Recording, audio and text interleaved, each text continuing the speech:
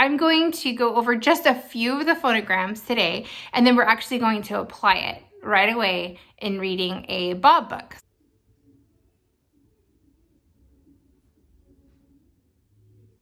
Hello, and welcome to my very first episode regarding teaching kids how to read. I have a personal story of struggling a lot as a young child with reading and spelling especially. I did not learn phonics as a child in the public school. At the time, they were doing whole language, and I didn't learn that words were broken down or could be broken down with little small sounds. So I was quite embarrassed when I was in college learning how to be a teacher, and I'm in a kindergarten classroom as like an aide through the college program I was in, and I'm listening to the teacher teaching these children the sounds that the letters make, and I'm thinking, why don't I know this? I mean, I kind of knew about it, but it was just like, it was mind-blowing for me. So since then, I have become a homeschooling mom myself, and I was terrified to teach my children how to read because I just thought, like, how does one do that? It sounded like a monumental, epic journey into the unknown, and it sounded like only a few come out to, possibly survive. So at least it's how I felt about it. And I didn't really know what to do and how to figure it out. So the program I now use in my business as a tutor and to help my son how to read. And he still struggles, even though I'm quote unquote an expert, and I'm really not an expert. But my point is, the program I use with him is called Spell to Write and Read. It's an excellent program because it really focuses more on spelling. But by knowing how to spell words, you can learn how to read them is kind of the theory behind it. And that's an oversimplification for sure. So I am not a representative of SWR, the short name for Spell Write to Read. Oh, and I'm having an alarm go off in the background. Of course. My sweet potatoes are done. Hold on. Okay, so some tips for mamas if they're out there trying to teach their kids, especially during this time of school closures, or if you're watching this video years from now and you're not in that place, your child, you're homeschooling, or you're just trying to help a struggling child, with reading, whatever the reason is you're watching this. One of the most important things you can do is to realize that you need to make it fun. If you have a small child, make it fun. Turn everything into games, hand motions, have fun with it. But don't exaggerate everything. It doesn't have to be a letter a day like you see, cute wise in like preschools and kindergarten classes. You can teach a young child a lot of the phonograms, the 70 phonograms in in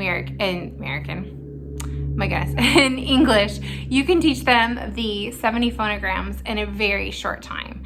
So in the program, they really stress that you can just teach a bunch of them at a time to a child. Obviously not all 70 and 10 minutes, but you can teach quite a few a day, and you just keep reviewing them. And there's a lot of different ways to keep reviewing them, but hey, I'm going to be making videos of them, so that's a great way to review them with your child. But learn them with your child. And I know that's not fun, and it's not as easy as just saying, here, do this program, kiddo, and walk away. And I'm guilty of wanting to do that as a homeschooler a lot, where I'm just like, I've got 50,000 things to do, and I just want you to sit here and learn on your own. But, when they're really little, they just can't. But this program is also excellent for all the way up through high school. So if you have a child that's struggling with reading or with spelling, which is usually what the problem is by that age, it's just spelling. It's an excellent program, so I highly recommend it. Okay, so going further into what I was trying to say about what I'm going to do for this video is I'm going to go over just a few of the phonograms today, and then we're actually going to apply it right away in reading a Bob book. So a lot of you probably are very familiar with the Bob books, and today we're going to be reading this one here. And I'm going to show you how we can take the phonograms we learn and we're going to apply them into reading this. And I'm going to kind of go over some tips for reading with little ones and how you can help them. I'm working on developing some stuff. I'm not making money off this. This is just something I want to do. I have a cousin whose child is not quite yet reading well, and a lot of children struggle. And now that schools are being closed because of the coronavirus, I am wanting to do just a little part to help out I love children, I love educating, and I'm missing that interaction. I've got my own children here, but it's a little different once you've got used to being kind of the teacher with lots of different kids and having students. It's kind of crushing, to say the least. I cried the other day when I was thinking about missing some of my students. So, okay, so let's just jump right into it. Okay, so English language is always known to be one that is just all about breaking rules. And really, there are not that many words in the English language that don't follow a rule. So first thing you need to know is that we really don't have, rule breakers. There are only a few words that actually break the rules. Okay, this is me trying to write while looking through the camera and not actually at my hand and looking outside, so rule breakers.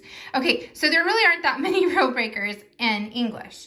We think that there are, it's just that we're often not taught the rules, so we just have all these we have to do sight words, sight words, sight words. Well, sight words are not bad in and of themselves, but to teach a child that, you just have to memorize this word, and you can't learn why, and you can't sound that out is not accurate, and I think that does a lot of damage.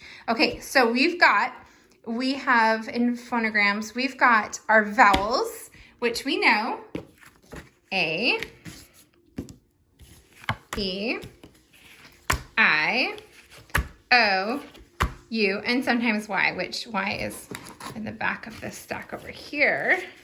And I literally never understood how Y was actually sometimes a vowel until I did this program. Either that's really highly embarrassing and that I'm admitting that, or it's helpful. And I'm going to hope it's helpful because someone else probably didn't know it either. Okay, so these are our vowels. Again, the Y is only sometimes a vowel. If it's making the Y sound like in yellow and yo-yo, it's not a vowel. If it's making an I or an I sound, it's being a vowel. Okay, so vowels. Then we have consonants. Consonants are just all the other letters in the alphabet. Okay. And most of them make just one possible sound. So they're really great to teach because it's just one sound, where the vowels can make several sounds, and that can be a little tricky for little ones. But trust me, it's so much easier to teach them this than you probably think. So for this lesson, we are just going to cover these 3 consonants that make more than one sound, okay? And then we're going to cover 1, 2, 3, 4. So we have 15 single letter phonograms here. And then we also we're going to learn a multi-letter phonogram. It's all we need to know for the ability to actually read this story today. Now, if you have a very young child and you're doing this with them, they may not be able to do anything but the sounds of the phonograms. And that's still a very great start. So don't be stressed out. Let them know you are positive and you're their cheerleader and you're proud of them, etc. Okay? But when they are ready to actually start putting sounds together, then they should be able to read this story. But if you can make them enjoy this with you, if you can make it fun, if you can make them feel encouraged and not discouraged, they're going to love reading with you, okay? And honestly, I would never spend more than 20 minutes a day with a struggling reader, but don't overdo it. 2 hours in one day is not useful. 20 minutes every single day is like the equivalent of 8 hours of instruction, even though it's just 20 minutes, because a little bit consistently every single day will go so far. All right, so the vowels. Okay, let's just do the vowels. Now, all of the vowels have more than one sound. Okay, so the vowel sounds, I'm going to go through them and I'm going to separate them out because if you say them too quickly with children, you confuse them. And I've had lots of adorable little kids who are like, oh, they make all 3 sounds when they're trying the word. So it's adorable, but it's wrong. So teach them the sounds separately. And these are important that you teach them in the actual order that I'm going to say them because these are in order of frequency. And with these little reader books, they almost always stick with the first sound, but don't just teach the first sound. That would be my advice. Teach all of them, even if they don't need to know that third sound right away. Teach all of them today, starting today kind of thing, okay? So, and I'm gonna make videos where they're more geared towards showing to the child, where this is much more of an instructional for the mom, okay?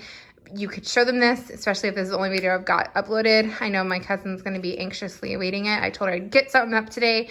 So she might wanna be showing this to her daughter in a second, and I'll put a timestamp in the comments below. Like I'll pin a comment and I'll put a timestamp for where I can start, where I'm just about to hit right now in the video, and you could show this to your child. But I will make a video with all of the sounds, and I'm gonna give you a link for an app that you can get that is free that has all the sounds. There's just some slight differences in how they're taught in that program versus this SWR program.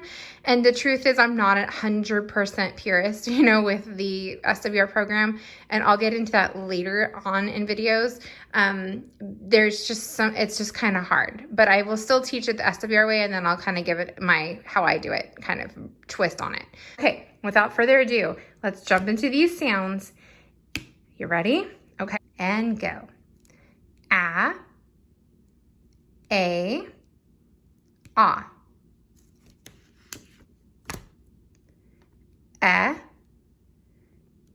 E,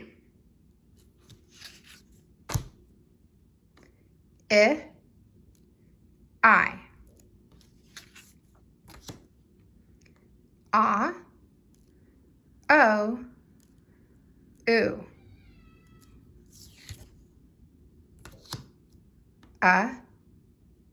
U, Let's do it again.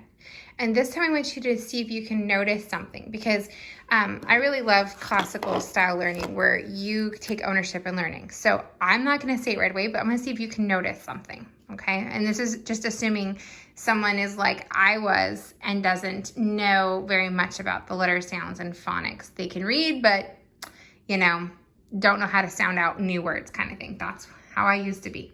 Okay, let's do it again. A, ah. E, I, O, oo, U. Okay, we're gonna do it one more time. And this time I'm gonna give you a little bit of a hint in case you haven't figured out what is this special thing I want you to notice, okay? A, ah.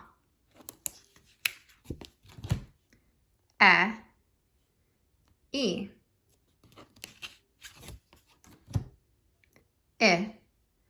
I. I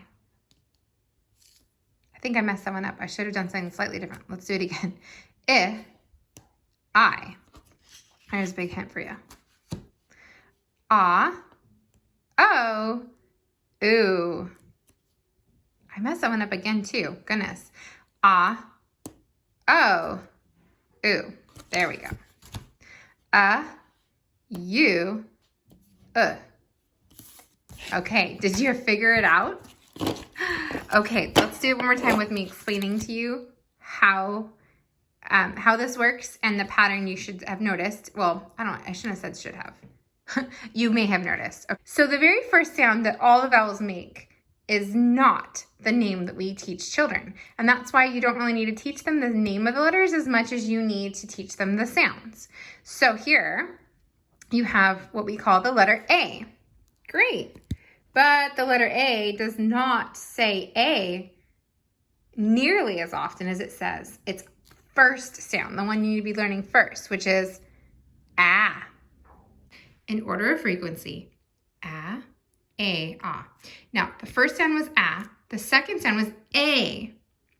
The second sound of all vowels is its letter name, okay, except for Y. Why? Because it's the letter Y. That's what I tell kids. Why? Because it's the letter Y.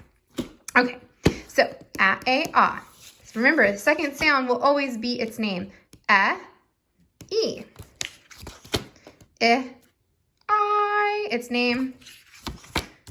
O, oo. U. So now, because you probably already know the names of the letters, yes, you already know one of all the sounds, okay? You know one sound for all of the vowels, okay? Except, you know, Y. Why? Because it's Y. So A is its second sound. Second sound is E, second sound is I, second sound is O, second sound is U. Okay, so that helps when you're thinking about it, okay? But its most frequent sound is its first one. So A, I, So this is the B. Now, I'm going to tell you, a lot of people say buh, buh. And it's not, you should have a UH if it said buh. Okay, it's buh, buh. And in a future video, I'm going to go over all these and how my mouth looks. But honestly, right now, I'm just going to get this done right now. So here we go. Ready? B. D.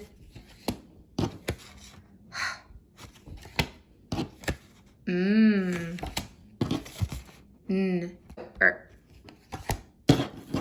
And again, not the UH, the sound of this, but just t.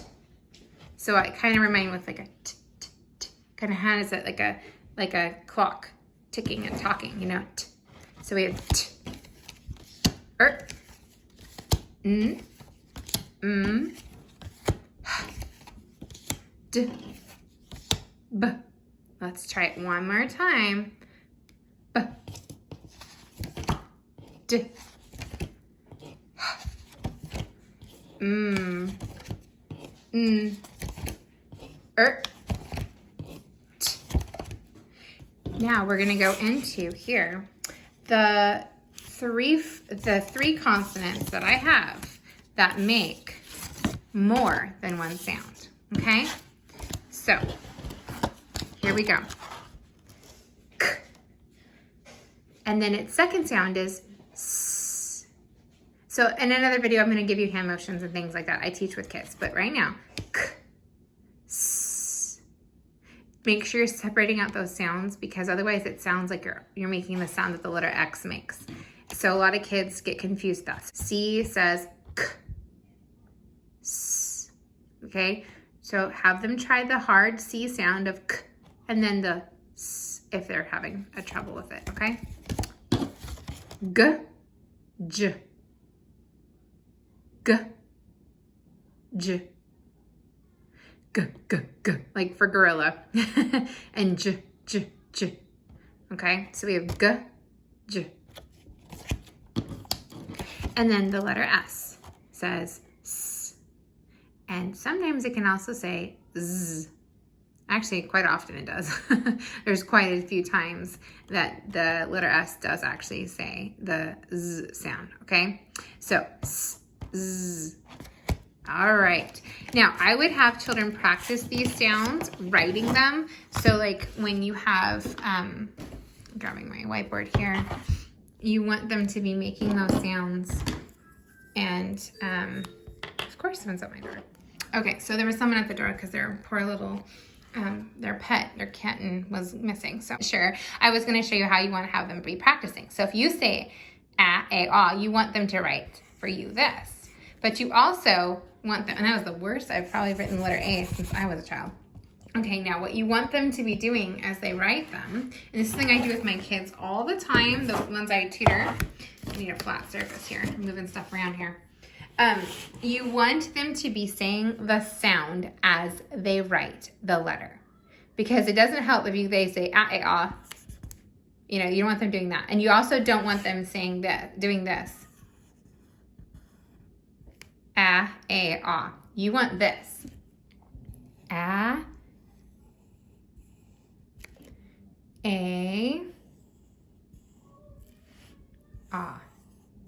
3 sounds make 3 A's. Each one's going to represent a sound because a word doesn't have, a letter in a word does not make 2 sounds or 3 sounds. Super funny, cute story. My son used to do all 3 sounds in a word. So if he saw the word bat, he would do this, B. And I'd be like, don't say B. But anyway, he'd be like, B, A, T. And that didn't help him. I'm like, good job. You said all 3 possible sounds. Can you try just the first sound? B, A, T. And no wonder he was struggling. So we had it took a while to break him of that habit, and I'm not really sure. He's the only child I have worked with that has ever done that. So, but again, every child's unique and they're getting it. He's getting it. They all get it, okay? So have them do all their vowels, especially the vowels, really. But, you know, all the ones from today. So we had k, s, and we had g, j, and we have Z. Now, the letter, this TH, my son today kept wanting to still sound out. And great, if they're by themselves, that's fine. As an adult, one way I can actually just think about it is, you know, if you do a chemical reaction with things, you no longer have just the original ingredients. You know, if you bake, you know, things together, they're no longer their individual ingredients when you've mixed them and baked them. So this is a mixed baked good, okay? And this is a multi-letter phonogram, which means they are no longer making their individual sounds, but together chemistry has happened and they have changed. Now, the two sounds that this multi-letter phonogram makes are th and z. And I'll do some, like I said, videos of showing you how to do it. I like to do hand motions to just kind of help them. But to just explain the sounds I'm making, the th is like a blown out air. So I hold up a finger and I show the kid like we're blowing out a candle, and we go th as we blow on our finger, okay? That's the first sound. Second sound is v, and it tickles their tongue, their lips maybe even a little bit when they say it, and I make the two fingers buzz around like a bee and they onto their arm. So we go th. Okay, I'm gonna go through this really quickly. You can even mute it if you want your child to read it if you don't have this book, because we just did a lesson on those, okay? But you can go through it with me here and listen to how to go through it with the child. It's really important to let them look at and enjoy the pictures of a book, okay? So don't rush them just to do the reading. They have pictures in here for a reason, not just because they're cute.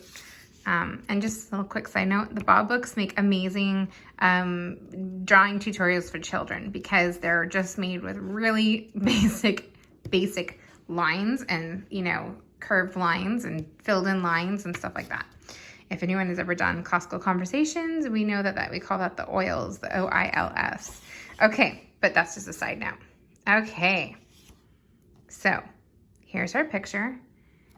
You can say to them, what do you see? They see a person, they see a bag or a sack, you know, maybe they might call it a gift. You know, what do you think is in there? You know, ask questions, get them excited. Being excited for what comes next and making predictions is a wonderful tool for reading on so many levels, but one of them is definitely reading comprehension. The other one is they actually get excited, so they're buying in, because this is kind of torturous for some children, okay? Chances are if you're reading that, or not reading, if you are watching this, it's because you have a child that's struggling and therefore reading has become kind of this torture device for them. Remember, make this a beautiful, wonderful time between you and the child. Make it comfortable, make it cozy, make it feel like love, and they're going to love reading. You want to give your child a love for learning, not a hate and fear and anxiety with learning, okay? You want them to associate reading with wonderful feelings, not, you know, dread and despair and everything else. Okay, enough of my little lecture. Now, you're going to have a child who maybe doesn't want to put their fingers in other words, but I'm a firm believer in them. And if you can have them, you can finger over finger, like hand over hand them. You know, put your hand to hold their finger, and you can even sound it out with them. A, k. A, k. Mac, mac. That might be excessive for your child. Your child may be way more ready than that. Your child might go mac, mac. Okay. Had, a, bag. That's kind of more where my son is right now. Okay. That's great. But if they're not, keep having them go over and over and over. And I do not know what that noise was, other than my children had been in the kitchen a while ago, so they probably piled too much stuff up in the sink. Okay, such is the life of a mom. Okay, so ack, ad, a, b, ag. Now notice I said a. Now, a lot of us say but that's not very phonetic, right? So I teach A says A, like by itself. A said A at the end of the syllable, A. My son still says the and A, even though other kids I would have, that I tutor would say and the, okay? It's okay if your child just knows that's that's fine. It's not unless that's the way you say it where you live in your dialect or something like that. But, A. So they should just know that one. So Mac had a bag. Another tip, you can do this. Mac had a bag. Hold their finger. Okay, like I'll pretend that I'm holding someone's finger. This is a scary, needs to go to the hospital. Something's wrong with their hand finger because they have a black and white expo marker for a finger, but you know what I mean. Okay, so you're holding their finger and you're saying, Mac had a bag. Okay, Mac had a bag. Then you say, your turn, and they might just mimic it back to you, but it gets them started. And then you do the book again right after you finish it, and they're on their own. That's one way to do it, okay? But you find what works for you. Remember, set a timer, go. And if you have a child that's just really antsy and angry and upset because they have developed a hate for this stuff, then you pause the timer and say, you can be done when 20 minutes are up, and then that kind of gets it into them. So anyway, Mac had a bag. The bag had a dog. Now you should definitely look at this picture first, and that'll help them. Most children do not know the difference between the D and the B because if you look at them, they're almost identical. This book has a slightly different font if you look here for the D. And one little trick is to do the word bed because d looks like a bed if you draw a picture out of it. That helps some kids, not every kid. The bag had a dog, okay? Look at the picture. I'll be better this time. Let you look at the picture. And again, you can just mute this for going through this with your child. Mac had a bag and a dog. They may not remember that this is the same word, and that's okay. I do get frustrated sometimes when my son will be like, every page is about the dog. And he's like, and you're like, okay, it's the same. But that's okay. Ag had a ag. And you can kind of connect the words to the picture. Who's this? Mag. Can you find the word mag? There. That's all reinforcement, and it makes it fun and dynamic for little ones, okay? Oh my gosh, what's happening in this picture? That kind of thing. They'll talk about it. I have one student of mine that loves to tell like a 5-minute story for every picture, but they're honestly making a huge improvement, and it helps them, so it's okay. But again, if you're on a time schedule, we can't just take all day for it. Mac can ag mag. Who's Mag again? Who's this? Can you find his name down here? And then that you can see Mac, okay? Okay, look at the picture. I always try to get them to look at the picture. Mac. Put your finger here, and I always remind them fingers because I have kids that they get really lost really fast if they're not fingers going through. And this reinforces that the words to be read this direction, each letter makes a sound in these levels, except for here's your multi-letter phonogram. That's why I taught that one today. But it's really amazing what that can do. And you don't have to explain any of that to them. Just have them do it. And, whatever reward system you want to have, like, good job, I noticed you put your fingers there without me having to remind you this time. Things like that really make a difference.